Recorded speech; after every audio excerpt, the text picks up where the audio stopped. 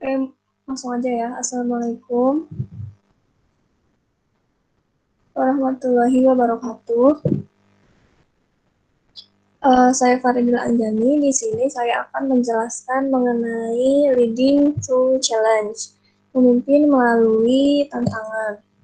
Di sini ada 8 bahasan pokok mengenai materi ini, bisa dilihat. Yang pertama ada focusing on the future. Yang pertama, membuat keputusan. Jadi, seorang pemimpin itu dalam membuat keputusan harus memperhatikan 3 aspek ini. Yang pertama itu menentukan arah organisasi, membentuk cara organisasi melakukan bisnis, dan menetapkan laju perubahan. Dalam membuat keputusan juga, seorang pemimpin ini harus didasarkan pada kriteria objektif dan mampu menjelaskan alasan keputusan tersebut diambil. Nah, kemudian si keputusan tadi bisa kita uji melalui analisis SWOT. Yang kedua, menemukan perubahan. Kita harus memahami tujuan dan misi organisasi agar dapat memutuskan peluang mana yang akan dieksplor, dieksploitasi, atau bahkan ditolak. Selain itu, kita juga harus memahami apa keunggulan yang dimiliki bisnis kita agar kita dapat bersaing. Kemudian yang ketiga, tetap objektif. Penggunaan penilaian berbobot dapat memperjelas kriteria untuk membuat keputusan dan memberikan transparansi keputusan. Hal yang pertama yang dilakukan adalah membuat kriteria dan pastikan kriterianya itu bervariasi. Lalu berikan kriteria tersebut masing-masing skor 1-10. Lalu dikalikan antara skor dengan bobot yang sesuai. Lalu dijumlah skor untuk melihat mana yang paling memenuhi kriteria. Nah, di sini ada contohnya ya. Di sebelah kiri itu ada kriterianya.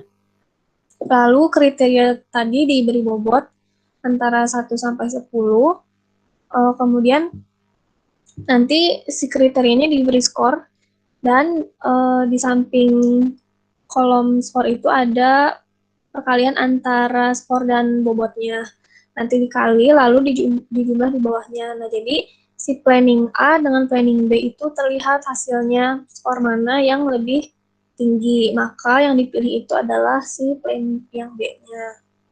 Selanjutnya, mengatur kecepatan. Perlu adanya pertimbangan waktu yang cermat saat mengatur perubahan strategis. Kalau laju perubahannya terlalu lambat, kita itu akan kehilangan momentum. Tapi kalau terlalu cepat itu, kita akan berisiko untuk stres dan kelelahan di awal.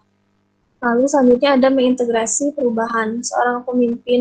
Sebagai seorang pemimpin, kita harus membuat hubungan yang eksplisit antara berbagai rencana dan menjelaskan bagaimana masing-masing memberikan kontribusi pada visi. Lalu yang kedua ada enabling change. Yang pertama, menyeimbangkan prioritas. Kunci kemampuan kepemimpinan adalah menjaga keseimbangan antara peningkatan jangka pendek dan inovasi jangka panjang. Lalu ada menjaga stabilitas. Pemimpin berusaha untuk maju dengan perubahan jangka pendek dan jangka panjang sambil mempertahankan keseimbangan. Lalu ada bereaksi terhadap perubahan. Setiap orang memiliki reaksi berbeda terhadap perubahan. Ada orang yang biasa disebut dengan inovator. Jadi seorang itu ingin melangkah maju ketika ada perubahan, tapi kadang si orang ini tuh nggak sadar kalau misalnya ketika mereka melangkah maju, tapi mereka itu nggak punya pengikutnya. Sedangkan di sisi lain itu ada orang-orang yang tersesat, di mana mereka itu hanya ikut-ikutan ketika semua orang itu telah pindah ke satu sisi.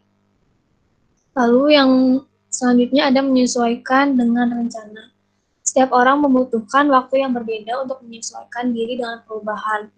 Dan proses adaptasi ini memiliki fase yang berbeda-beda. Nah, di sini ada tahapan adaptasi terhadap perubahan. Yang pertama itu dimulai dengan adanya harapan, antisipasi, dan kegembiraan. Lalu ada masa kita berhenti di mana kita merasakan mati rasa, disorientasi, dan penyangkalan. Kemudian mulai terasa kekurangan energi, kehilangan masa lalu ada konflik dalam tim, adanya perlawanan, kemarahan, dan pertengkaran. Selanjutnya, kita merasa tidak mampu dan merasa depresi, apatis, dan adanya kebencian. Lalu yang selanjutnya meningkatkan energi. Nah, setelah kita merasa tidak mampu, di sini kita berusaha untuk meningkatkan energi. dan menerima realitas baru. Selanjutnya ada output rendah, perasaan kehilangan, kebutuhan melepaskan, dan keterpisahan dari orang lain. Lalu ada penyelesaian masalah, menjelajahi situasi dan ide baru, peningkatan efektivitas, mencari tujuan baru, komitmen pada situasi baru, dan yang terakhir produktivitas, keterlibatan, keterlibatan kembali, dan komitmen motivasi. Yang ketiga ada energizing the team. Di sini pemimpin harus mampu memilih tim. Aspek penting dari kepemimpinan tim adalah memilih anggota tim yang bisa bekerja dengan baik, memotivasi kelompoknya, dan dapat menangani konflik. Kita harus menginvestasikan waktu di awal proyek untuk memilih atau memperkuat tim. Investasi ini akan terbayarkan dalam saat di mana tim berada di bawah tekanan. Pilihlah anggota tim yang memiliki keterampilan dan bakat yang berperan di berbagai tahap proyek. Minimal terdapat berbagai campuran gaya berpikir dalam tim. Jadi diusahakan dalam satu tim itu ada orang-orang yang memiliki gaya berpikir yang heterogen. Nah, di sini ada jenis-jenis gaya berpikir pada tiap individunya. Yang pertama itu ada gaya berpikir pemimpin. Itu berorientasi pada tujuan, motivasi, dan komunikasi. Lalu ada gaya berpikir pencipta. Orangnya itu imajinatif dan memiliki ide-ide baru. Lalu yang ketiga ada orang analisis. Orang ini tuh selalu menjadi pemecah masalah dalam suatu kelompok. Dan fasilitator yang merupakan orang perekat tim. Dan yang terakhir ada administrator, membuat tim tepat waktu dan fokus pada tugas. Selanjutnya ada menjalankan tim. Kita harus memperjelas peran tiap anggota tim, dorong semua orang untuk berpartisipasi dalam keputusan, tetapkan nilai-nilai bersama, kembangkan aturan dasar bagaimana tim akan bekerja sama, perhatikan cara dinamika kelompok berkembang, segera mengambil tindakan saat terjadi konflik atau ketidaksesuaian dengan aturan yang disepakati. Lalu selanjutnya ada membangun kepercayaan. Nah, ketika kita berhasil mengelola tim, anggota tim akan mulai untuk meminta pertanggungjawaban satu sama lain untuk mencapai tugas individu, mulai menghargai dan berbagi dalam kesuksesan bersama. Kepercayaan akan terbangun secara bertahap saat tiap anggota berkomitmen untuk bertindak dan melaksanakan janjinya.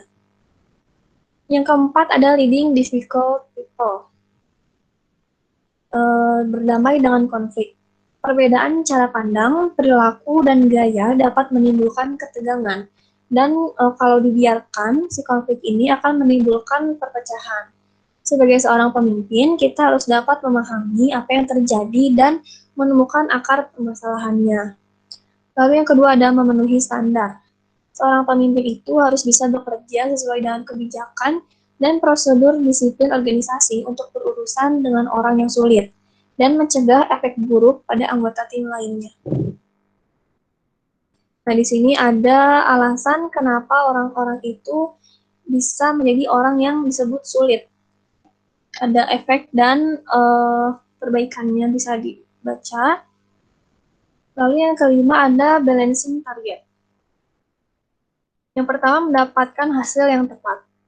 Target yang ditetapkan untuk tim harus mampu menjangkau semua orang dan realistis, sejalan dengan kriteria SMART. SMART itu terdiri dari spesifik, measurable, agreed, realistic, dan teamfly. Pastikan tujuan yang ditetapkan itu seimbang, target keuangan, kecepatan responnya, kualitas produk dan layanannya, kemudian kepuasan pelanggan dan tim, serta pengembangan merek. Lalu buatlah daftar hasil dan lakukan peninjauan tiap bulannya, sehingga dapat membuktikan kemajuan pada diri sendiri, kepada tim, maupun kepada investor. Lalu yang selanjutnya mengatur tingkat layanan perjanjian. Memperjelas hasil yang diharapkan dari interaksi antara pembeli dan penyedia, atau antar departemen dalam perjanjian tingkat layanan. Lalu kita dapat menyajikan kewajiban tersebut dalam bentuk format tertulis. Ada standar minimum atau maksimum dan skala waktu, atau ukuran keandalan dan ketersediaan lainnya. Yang keenam ada improving confidence. Langkah yang pertama itu bersiap-siap. Keyakinan bisa datang dalam berbagai cara. Hal itu berasal dari pengalaman sebagai pemimpin. Keyakinan itu berasal dari rencana yang terbentuk dengan baik dan mengantisipasi tantangan. Dan itu berasal dari pengetahuan bahwa kita memiliki bisnis yang kuat yang dibangun di atas hubungan kerja yang produktif. Lalu berkomunikasi dengan percaya diri. Bagaimana sih berkomunikasi dengan percaya diri itu? Yang pertama, gunakan bahasa yang meyakinkan. Kemudian sampaikan visi, dan yang ketiga, pertimbangkan untuk memberikan visi yang baru. Selanjutnya, mengakui ide. Kemampuan dan kemauan untuk menyerahkan kekuasaan dan pengambilan keputusan adalah salah satu karakteristik dari pemimpin yang percaya diri. Jadi, ambillah setiap kesempatan untuk melibatkan orang lain dan memberdayakan mereka untuk bertindak atas ide-ide mereka. Lalu, seorang pemimpin itu harus bersikap konsisten. Pemimpin harus berpikir secara terukur. Konsistensi dan ketenangan dalam kesulitan adalah karakteristik yang dianggap sebagai kepercayaan diri. Lalu yang ketujuh ada creating networks. Nah, menuai hasil jaringan itu adalah mata dan telinga kita. Semakin luas jaringan kita, maka kita akan semakin responsif terhadap perubahan pasar yang terjadi saat ini. Lalu jaringan juga merupakan pelajaran, tempat memanfaatkan berbagai pengalaman pembelajaran, mendapatkan perspektif berharga tentang inisiatif baru, dan didasarkan pada kenyataan oleh kolega. Untuk menjadi penggiat jejaring yang sukses, kita harus menerima bahwa ini adalah proses dua arah, di mana semakin banyak kita memberi kepada orang lain, maka semakin banyak juga kita diuntungkan. Orang-orang akan dengan cepat mengkategorikan kita sebagai taker jika kita hanya menghubungi saat kita menginginkan sesuatu. Lalu bagaimana sih membangun jaringan yang efektif? Yang pertama itu, buatlah daftar semua kontak yang memiliki potensi dia itu akan berguna bagi kita. Lalu yang kedua, sertakan berkas tempat kerja dan kolega serta kontak pribadi, keluarga dan teman. Lalu yang ketiga, tinjau daftar Anda sektor demi sektor untuk mengingatkan kita pada orang-orang. Lalu yang keempat, pikirkan secara kreatif tentang apa yang dapat kita tawarkan untuk membantu kontak jaringan kita sebagai balasannya. Dan yang terakhir, tetap menjalin hubungan secara teratur dan selalu menindaklanjuti janji. Jadi, hubungan kita dengan jaringan atau network kita itu tidak hanya sebatas kerjaan saja, tapi lebih baik jika hubungan tersebut berlanjut. Lalu yang selanjutnya ada menghadiri acara. Biasanya itu badan profesional dan asosiasi bisnis sering mengadakan acara khusus untuk memberikan kesempatan kita membangun network. Cobalah untuk berbicara secara mendalam dengan 2 atau 3 orang yang berpotensi membantu kita daripada hanya menyebarkan kartu nama saja kepada banyak orang di acara tersebut. Idealnya, kita harus meninggalkan setiap percakapan dengan komitmen bersama.